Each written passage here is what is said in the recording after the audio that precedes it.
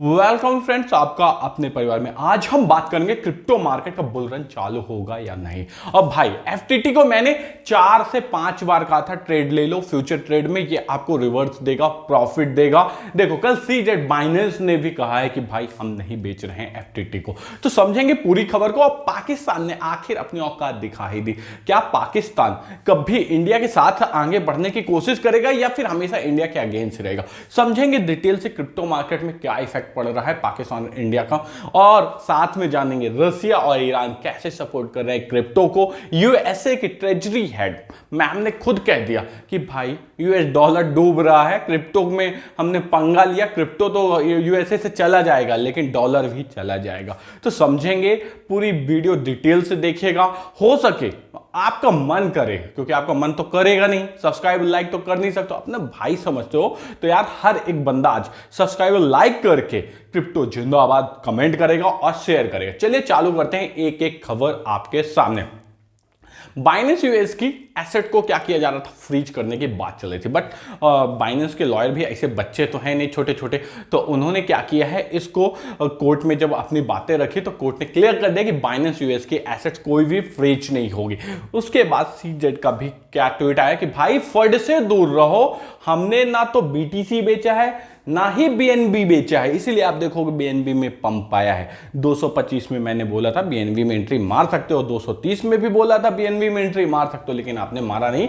250 चालू है और साथ में ये तो ठीक था, एफटीटी ने भी क्या कर दिया है, पंपिंग दे दिया। क्यों? क्योंकि सीजेड बाइनेंस ने कहा हमने एफटीटी को भी नहीं बेचा, और एफटीटी की बाइंग आप मेरे टेलीग्राम में जाओ, देखो कितनी ज्यादा बाइंग एफटीटी की देके रखी है, क्योंकि मुझे एफटीटी कॉइन सही लग रहा था। बट आप लोगों ने मेरी बात सुनी या नहीं सुनी, ये आपकी गलती है।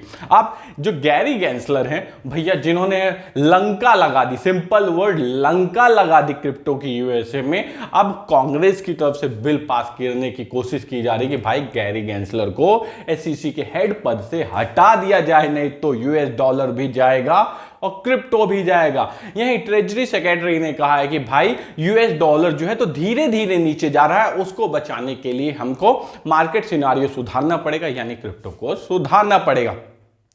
मोस्ट ट्रेडेड कॉइन जो है 7, वो अभी तक बाइनेंस में लिस्ट नहीं हुए, जिसमें से मेरे को चैट जीपीटी और बेबी डच कॉइन ज्यादा अच्छे लग रहे हैं। आप बताओ इन 7 कॉइन में से कौन सा कॉइन बाइनेंस में लिस्ट होना चाहिए? और आपको बता दूं, बाइनेंस लॉन्च पैड में एक कॉइन है मावे, आने वाला है। अगर वो आएगा तो इसका इफेक्ट क्या होगा, बाइनेंस के बीएनबी लॉक होंगे, बीएनबी लॉक होंगे तो थोड़ी सी पंपिंग आएगी जब इसका लॉकिंग पीरियड चालू होगा। और एक चीज याद रखना, एक मैं तुमको अच्छा सिनारियो समझाता हूं। जब भी आपको लॉन्च पैड में एंट्री मारना है मारो, नहीं मारना मत मारो, मैं ज्यादा ध्यान नहीं देता हूं क्योंकि लोगों के पास ज्यादा बीएनबी नहीं रहता। लेकिन जिस दिन बीएनबी अनलॉक होने वाला रहता है उसके एक दिन पहले आप बीएनबी में शॉर्ट मार सकते हो, क्योंकि लॉन्च पैड में लॉक होने के कारण बीएनबी लोगों के लॉक हो जाते हैं, और जब लॉन्च पैड खुलता है तो जो बीएनबी लॉक रहते हैं वो अनलॉक होते हैं, तो लोग बीएनबी सेल करते हैं, इसलिए बीएनबी गिरता है। ये चीजें टेक्निकल की पार्ट है, सोचने की बात है, आप अपना दिमाग लगाने की आदत डालो। और आपको बता दूं,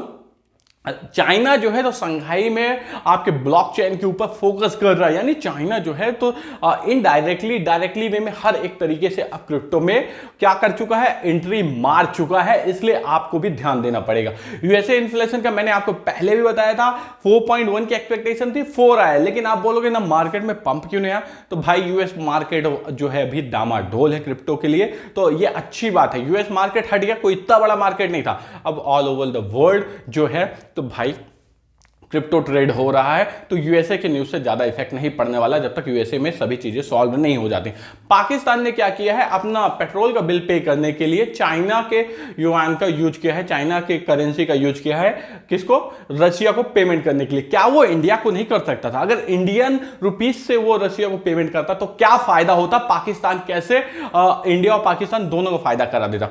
अगर वो इंडियन रुपीज में खरीदता तो पाकिस्तान जनरली कोई ना कोई सामान इंडिया में भेजता, यानी हमको क्या करते हैं, हम एक्सपोर्ट करते हैं और वहां क्या हो जाता है, इंडियन रुपीज जाता है। इंडियन रुपीज जाता रसिया के पास, रसिया क्या करता, उनको पेट्रोल दे देता।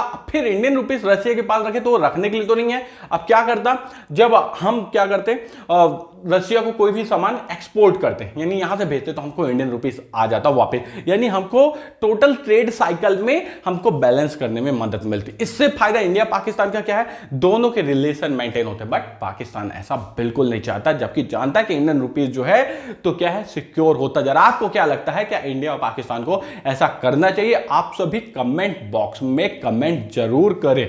ओके फ्रेंड्स, और आपको बता दूं मार्केट का हालत इतना अच्छा नहीं है कि न्यू ट्रेड मारे, अभी चल रहा 25,900 के आसपास, जब तक 26,375 को क्रॉस नहीं करता मैं बुलरन नहीं मानता हूं। अगर आपको ट्रेड करना भी है तो स्टॉप लॉस लगा के बीएनबी और एफटीटी में ट्रेड कर सकते हैं, लेकिन स्ट्रिक्ट स्टॉप लॉस लगाएंगे। स्टॉप लॉस जानने के लिए आप टेलीग्राम में जुड़े, आपका भाई आपको वहां स्टॉप लॉस भी बता देगा। चलिए मिलते हैं नेक्स्ट वीडियो पे, जहां होगा डिटेल डिस्कशन। हो सके तो अपने भाई को सपोर्ट कीजिएगा। Thank you friends.